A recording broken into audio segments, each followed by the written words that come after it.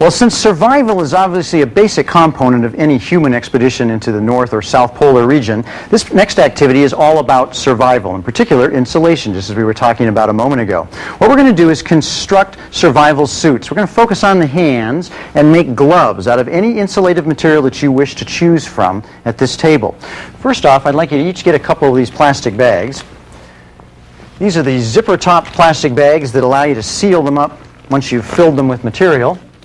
And the first thing we're going to do is we're going to make a control bag, because we're going to run a series of experiments here. We need to have both a control and an experimental glove. The control glove would be what? The one that's just the same every time, basically an empty bag, in this case without much insulation. So we start by opening up one glove, like this, get it sort of ready to be opened. The next step is a little more complex, and that's why we're just going to show you all how to do it right here live. We open up the second bag and turn it inside out. Like this. Now this particular brand of bag helps you out because it's got a red zipper and a blue zipper.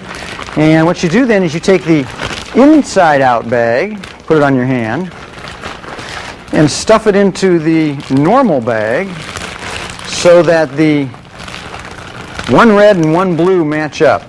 The two reds won't go together, so the blue goes with the red and the red goes with the blue. Now zipper lock that bag all the way around. And what you're creating, of course, is a sort of non-insulative control bag. Now, the experimental glove will look just like the control glove, only what you want to do in this case is you want to choose from these insulated materials and stuff that stuff down here in the side, and it gets sealed in between the two baggies. Okay?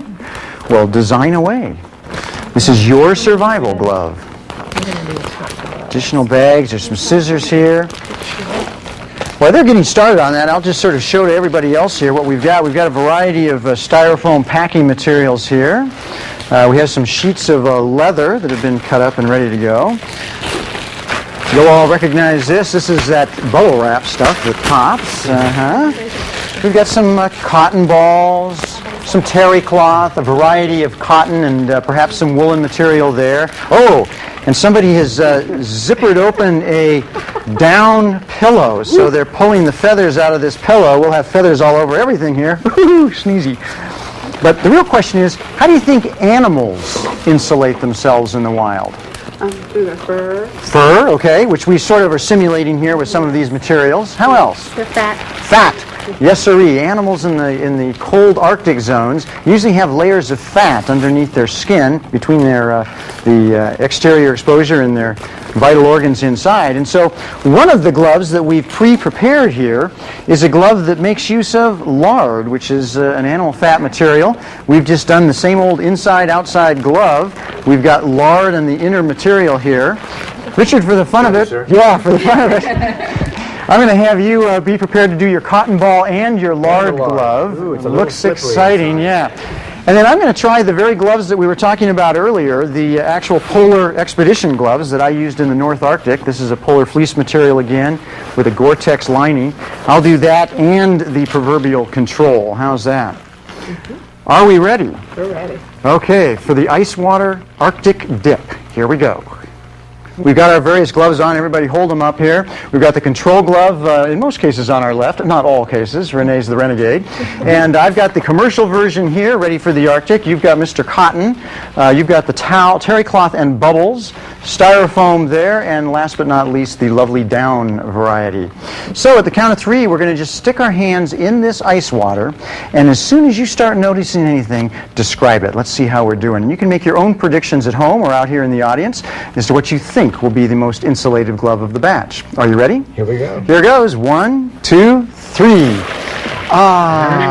So what do you notice right off the bat? It's cold on the control hand. The control hand is cold. Yeah, okay. Well, that was the purpose of the control, to sort of give you something that would be a normal condition without the insulation. How are your various gloves doing? I should have used more cotton. Figured that out right away, did you, Richard? In a hurry. Yeah, so where you like the gaps between the cotton My balls? fingertips are exposed. Yeah, so that cotton shifted in there, did. which gives you some indication about a quality cotton glove versus a low-cost cotton glove, perhaps. I won't scrimp next time. Anybody else? My hand is very cold. Very cold. cold. Very Yeah, cold. yeah. But with the styrofoam, it's still You can't feel anything at all? feel really- Styrofoam? I can't How feel about, anything. how about the down? Nothing? Nope. Comfy, huh? Richard, you want to shift between your cotton glove and your blubber glove Let's there? try the blubber Let's glove. try the lard glove and just see how that insulation does. We'll all start dancing here with our control hands pretty quick because it'll get plenty cold. How are we doing with this temperature? Too cold for the control. Owie, owie, owie. Yeah. How about Miss Feather? I don't feel anything. Miss Featherbed, no problem. Teresa? I still really don't feel anything. Terrific.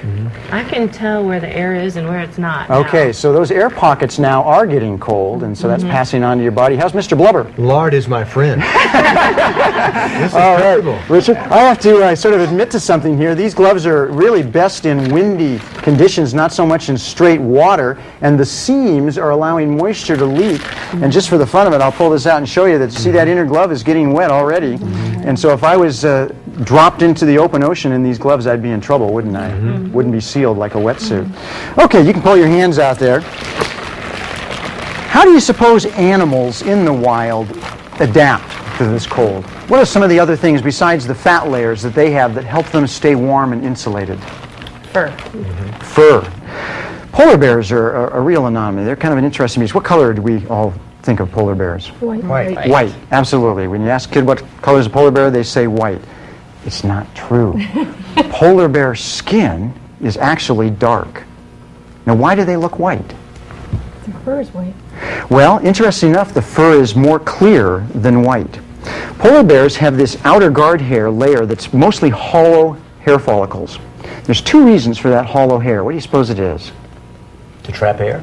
Trap air, absolutely, because polar bears spend a lot of their time in the water. Yeah, they're swimming around in this stuff, if you can imagine that. If they trap that air, it does two things. Helps them stay buoyant and also gives them that air pocket insulation, Renee, which you were talking about in your glove. Basically, they've got a big bubble wrap around them with these empty hair follicles.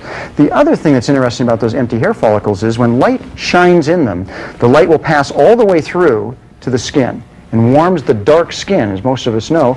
Black skin, like Teresa's suit there, would soak up that heat, and some of it's reflected back out, and it's that reflected light that makes a polar bear look white. So the next time somebody asks you what color a polar bear is, you've got the right answer.